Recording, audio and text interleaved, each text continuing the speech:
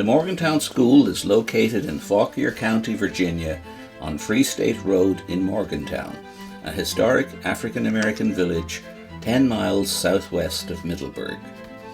The founder of the Middleburg Museum, Eura Lewis, began her teaching career at Morgantown in 1951.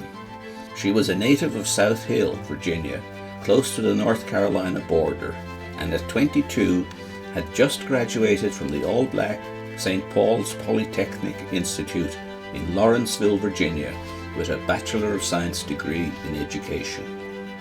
Together with two school friends, she traveled 180 miles north to Fauquier County, where they had been recruited to fill vacancies in small local elementary schools around the town of Marshall.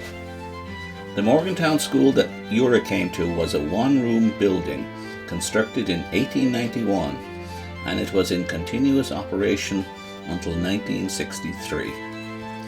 Consistent with the time, it was racially segregated, and its staff and students were exclusively African American. By 1956, there were 38 students in the one-room school. Eura boarded at the home of Mrs. Lucinda Miles, the widow of Robert Emmett Miles, who had been the school's first teacher. Miles was also the great-great-grandfather of Karen King Lavore, the co-founder of the Afro-American Historical Association, AAHA, of Fauquier County. The Miles home is the oldest still-standing residence in Morgantown. It is currently abandoned. The decorative trim matches that of the Morgantown School, and the home and school may have been constructed by the same builder. Water was hand-carried from the spring some 50 yards away. Toilet facilities were outdoors, and heating was provided by a wood stove. Parents and community members maintained the lawn and play areas. The classroom was equipped with blackboards, bookshelves, a bulletin board, children's desks, globes, a gramophone, maps, a sand table, a set of printing blocks, and the teacher's desk. The village of Morgantown came into existence at the end of the American Civil War. Its name derived from a substantial local farmer, William James Morgan, who served as a captain in the Confederacy and was later pardoned by President Andrew Johnson. Morgan had been a major slaveholder. The 1860 U.S. Census slave schedule shows that he owned 45 unnamed people, identified only by gender and age. 18 were female, 27 were male. The youngest was a newborn girl, and the oldest was a 90-year-old man.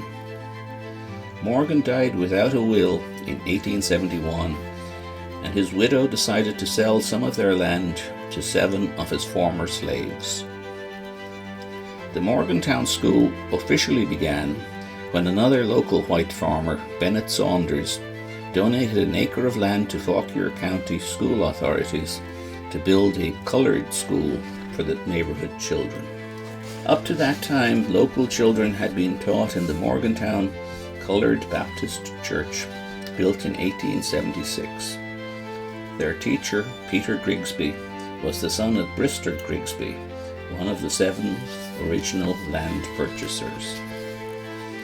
Like much of the South, Fauquier County did not comply with the 1954 Brown versus Board of Education decision and kept its segregated schools in place, maintaining what they called separate but equal facilities.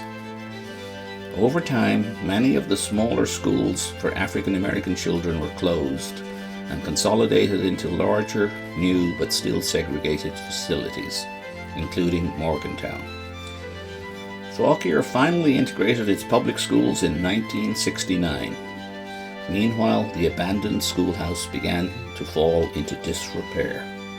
In 2001, Middleburg businesswoman Sheila Johnson purchased the abandoned property and donated it to the Afro-American Historical Association, AAHA, of Fauquier County.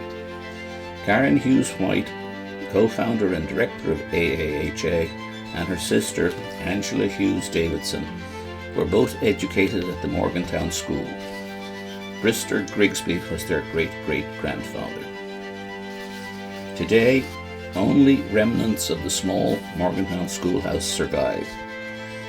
It is in fairly poor condition, with one wall almost entirely missing, but still retains its character-defining features. AAHA is currently leading the Morgantown School project. It is a large effort whose motto is, "A moment in time not to be forgotten."